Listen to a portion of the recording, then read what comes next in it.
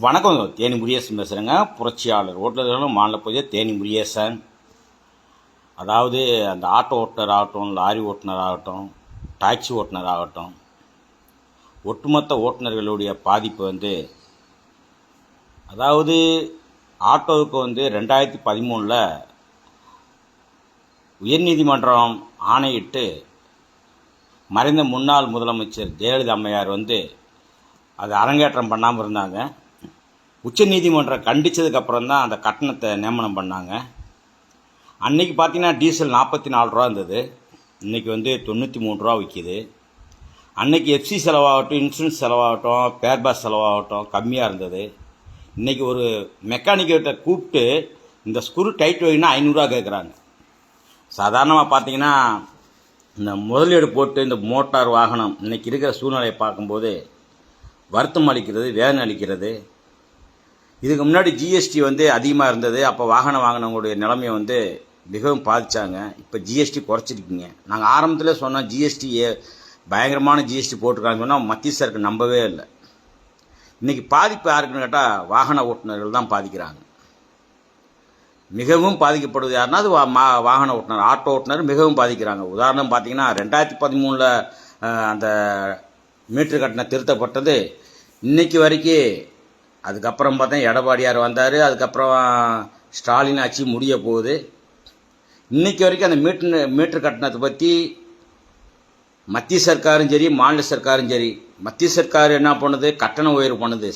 சாலையே இல்லாததுக்கு சாலை சுங்க கட்டணம். இப்போ திண்டுக்கல் டு இது குமிளி ரோடு பார்த்தீங்கன்னா ரொம்ப குறுகிய ரோடு. ஆனால் பார்த்தீங்கன்னா 2 டோல் வரும். ஒன்று வத்தலகுண்டு கிட்ட ஒரு டோல் கட்டும், உப்பார்பட்டிக்கிட்ட ஒரு டோல் கட்டு வரும். எதுக்குன்னே தெரியல. ஆனால் விபத்துகள் அதிகமாக நடக்குது. இன்றைக்கி மிகவும் பாதிக்கப்படுற இந்த ஓட்டுநருடைய அவல நிலை, இந்த ஆட்டோ ஓட்டுநர்கள் மிகவும் பாதிக்கிறாங்க. பார்த்தீங்கன்னா எஃப்சி எடுக்க முடியாமலும், இன்சூரன்ஸ் கட்ட முடியாமையும், டியூ கட்ட. இன்றைக்கி சாதாரண ஒரு கொத்தனார் இன்றைக்கி 1500 சம்பளம் வாங்குறாரு. சாதாரண ஒரு கொத்தனார் 1500, எந்த முதலீடும் கிடையாது. ஆனால் முதலீடு போட்டு இன்றைக்கி குடும்பம் நடத்த முடியாமல் ஆட்டோ ஓட்டுநர் மிகவும் பாதிக்கிறாங்க.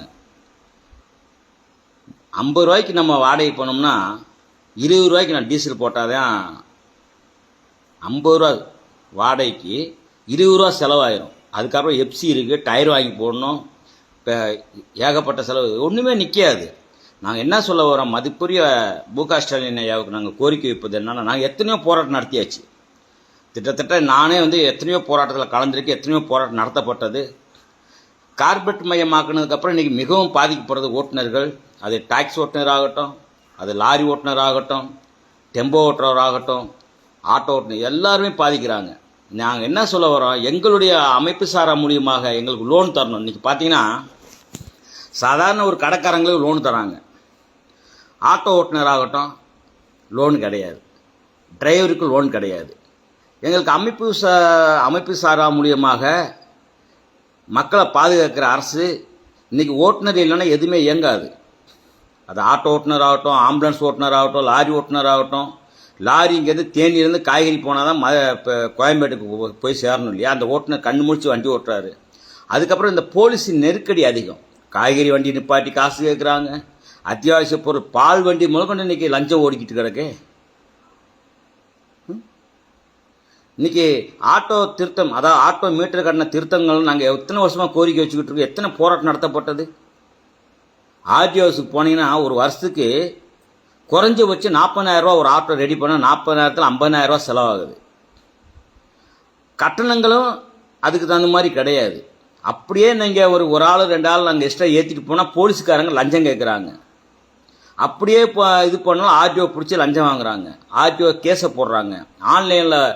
ஆன்லைனில் வண்டி நம்பரை தட்டி அவங்க போலீஸ்காரங்க வீட்டில் ஏதோ பிரச்சனையாக இருக்கும், போலீஸ்கார் பார்ப்பார். இன்றைக்கி நம்ம வீட்டில் உட்காந்துட்டு கேஸை போட்டு விட்டுலான்னு கேஸை போட்டால் ஆன்லைனில் எங்களுக்கெல்லாம் வந்துடுது. அப்போது நாங்கள் என்ன சொல்ல வரோம், இந்த சட்டத்தை மாற்றுங்க. மிகவும் பாதிக்கிறது. இன்றைக்கி ஆட்டோ ஓட்டுநரில் எத்தனை பேர் பாதிக்கிறாங்க, அவங்களுடைய நிலைமை என்ன? எல்லா துறையும் நல்லா இருக்குங்க. அமைப்பு சாராவில் போய் பாருங்கள், அமைப்பு சாரா மூலியமாக நலவாரியத்தில் போய் பாருங்கள். யாருக்கு முக்கியத்துவம் கொடுக்குறாங்க? கட்டுமானத்துறை. ஏன் ஓட்டுநர் உயிரை காக்கும் முன்னமாக ஓட்டுநருக்கு முக்கியத்துவம் கொடுக்கறது இல்லையே? வருத்தம் அளிக்கிறது. மேற்கு நாடுகளில் போய் பாருங்கள், முக்கியமாக எங்களை தான் ஓட்டுநர் தான் பாதுகாக்கிறாங்க. அது அமெரிக்காவாகட்டும் ரஷ்யாவாகட்டும் எந்த நாட்டில் போய் பாருங்கள், ஓட்டுநர் மிகவும் நல்லா இருக்கிறாங்க. ஆனால் மிகவும் பாதிக்கப்படுவது இந்தியாவில் லஞ்சங்கள் அதிகமாக ஓடிக்கிட்டு இருக்கு. அதிகாரி லஞ்சம் எங்கே பார்த்தா லஞ்சம். அரசு நிலத்தில் மண் அடிக்கிறது, தாசில்தார் லஞ்சம் எங்கே. அதேமாதிரி பிஎன்டபிள்யூ கட்டுமானத்துறையில் அந்த ஏழை அது கான்ட்ராக்ட் எடுக்கிறாங்களா, கான்ட்ராக்ட்காரங்க ஒன்று சேர்ந்து ஒட்டுமொத்தமாக ஒரு அமௌண்ட்டை சேர்த்து தாசில்தார், வட்டாட்சியார், கலெக்டரு இவங்களுக்கு பிஏவுக்கு முதல் கொண்டு பங்கு பிடிச்சிடுறாங்க. மாசமான பங்கு எவ்வளோ டெண்டு விட்டுருக்கீங்களோ அவ்வளோக்கு தகுந்த எப்படி மறைமுக பங்கு போய்கிட்டு இருக்கு. ஆனால் கட்டுமானம் ஸ்ட்ராங்காக இருக்கா? இல்லை. நாங்கள் என்ன சொல்ல வரோம், இன்றைக்கி மிகவும் பாதிக்கப்படுற ஓட்டுநருடைய அவல நிலையை நாங்கள் சொல்லிக்கிட்டு இருக்கோம். ஓலா ஊபர் இன்னைக்கு வரைக்கும் மீட்டர் கட்டணம் திருத்தப்படவில்லை. ஆட்டோ இன்னைக்கு மிகவும் பாதிக்கப்படுது. அந்த ஆட்டோக்காரருடைய நிலைமையை யோசிச்சு பாருங்கள், தோழர்களே சிந்திச்சு பாருங்கள். ஒற்றுமை நிலைநாட்ட வேண்டும். ஒரு ஆட்டோ இன்னைக்கு எடுத்து வந்து வண்டி ஓட்டணும்னா 1500 ஓடணும்னா அவர் 24 மணி நேரம் கஷ்டப்படணும். 8 மணி நேரம் வேலை செய்கிற கொத்தனாருக்கு இன்னைக்கு 1500 சம்பளம். ஆனால் வாகனத்துக்கு நகை கட்டின மனைவியுடைய தாலி அடமானம் வச்சு கடனை உடனே வாங்கி பஜாஜ்காரன் எடுத்துக்குங்க, டாடா ஃபைனான்ஸ் எடுத்துக்கங்க, ஒரு நாள் தள்ளுபடி ஒரு நாள் தவணை ஆச்சுன்னா என்ன ஆகும்? ஃபைன். அதுக்காக அவதாரம். அதேமாரி எல்லாருக்கும் மரியாதை கொடுக்குறாங்க. அந்த ஆட்டோ ஓட்டுநர், லாரி ஓட்டுநர், டாக்ஸி ஓட்டுநரை மதிக்கிறதே இல்லை. ஆனால் உயிரை காக்கும் முன்னமான ஓட்டுநருடைய நிலைமை இந்தியாவில் பார்த்தீங்கன்னா என்ன நடந்துக்கிட்டு இருக்கு? காரணம் அரசாங்கம் வேடிக்கை பார்த்துக்கிட்டு இருக்கு. ஒரு சாதாரண நாளுக்கு நம்பி பஜாஜ்காரன் ஃபைனான்ஸ்காரன் கடன் கொடுக்குறான். ஆனால் ஒரு ஓட்டுநர் வந்து கடன் கேட்டால் என்னென்ன டாக்குமெண்ட்ஸு. அப்போ ஸ்டாலின் ஐயா ஒரு அறிவிப்பு போட்டிருந்தாரு, சிறு குறு வியாபாரிகளுக்கு இந்த மானியத்தோட கடன் உதவி அப்படின்னுங்க. ஏன் ஆட்டோக்காரங்களுக்கு அதை கொண்டு வாங்க, டாக்ஸி ஓட்டுநர்கள் கொண்டு வாங்க. ஏன் சிறு குறு வியாபாரி மாத்திரம் தான் டாக்ஸ் அதிகமாக கட்டுறது யார் தெரியுமா? ஓட்டுநர்கள் தான், வாகனம் வைத்திருக்கிறவர்கள் தான். நான் வண்டி வாங்கினேன்னா ஜிஎஸ்டி எவ்வளோ கட்டுறேன், நான் ஒவ்வொரு நாள் டீசல் போடுறேன், டயர் வாங்குறேன், பஞ்சர் ஓட்டுறேன், அந்த பஞ்சர் ஸ்டிக்கர் எங்கே இந்த ஜிஎஸ்டி வருது. அதிகமாக வரி கட்டுறது யாருன்னு கேட்டால் மோட்டார் வச்சிருக்கிறவங்களும் அந்த டாக்ஸ் ஓட்டுநர்கள் தான். என் லைசன்ஸ் ரினியூவல் பண்ணோம்னா கூட இன்னைக்கு லஞ்சத்தில் தான் ஓடிக்கிட்டு கிடக்கு. அப்படிப்பட்ட உயிரைக்காக முன்னமான ஓட்டுநரோட அவலநிலை இந்தியாவில் எப்போது மாறும்? எத்தனையோ பிரதமரை பார்த்தாச்சு, எத்தனையோ ஜனாதிபதியை பார்த்துட்டோம், எத்தனையோ முதலமைச்சரை பார்த்துட்டோம்.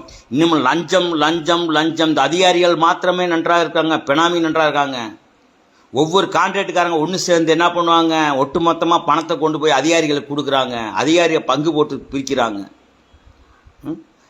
கடுமையான சட்டத்தை அதிகாரிகளுக்கு ஏன் போட மாட்டேங்கிறீங்க?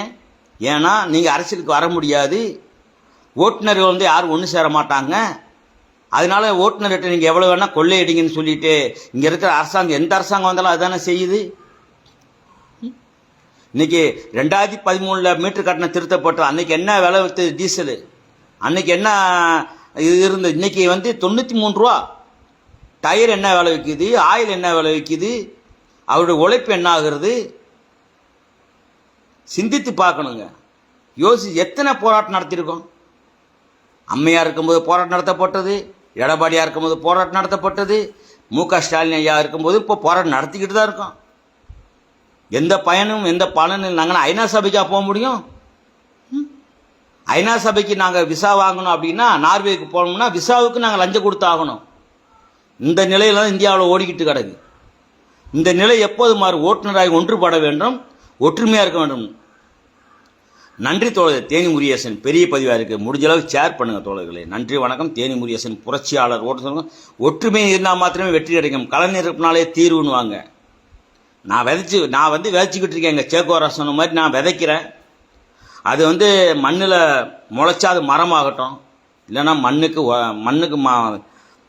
முளைச்சா மரமாகட்டும், இல்லை மண்ணுக்கு உரமாகட்டும். இது வந்து நான் தூவி விடுறேன், ஏற்றுக்கிறது உங்கள் விருப்பம். ஓட்டுநருடைய ஒற்றுமை இருந்தால் மாத்திரமே நம்மளால் ஜெயிக்க முடியும். நன்றி தோழர். தேனி முருகேசன் புரட்சியாளர். ஓட்டுநர் மாலை போய்